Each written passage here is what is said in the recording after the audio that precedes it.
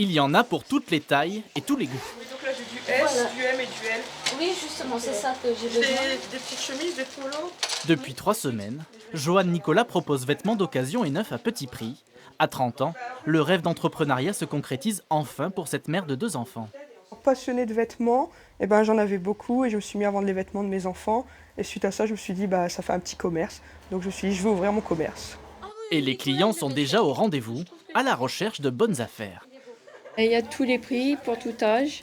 C'est bien rangé, on voit tous les articles. On a besoin de petits magasins comme ça pour pouvoir faire participer quand même le Breteuil qui soit un petit peu plus vivant, parce que ça faisait quand même presque 1 an, je crois, que cette boutique avait fermé.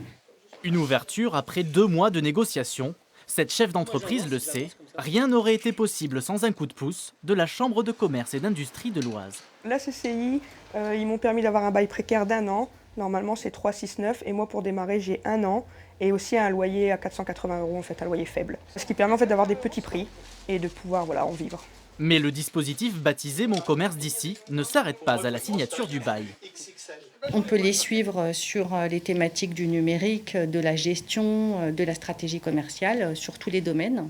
Donc là, on a des conseillers qui passent 1 fois par semaine dans les commerces et qui répondent aux problématiques des commerçants. Pourtant, cet accompagnement peine à attirer les profils en milieu rural. Lancé en 2010, seulement 10 projets ont vu le jour. Chacun a réuni 5 candidatures sérieuses environ.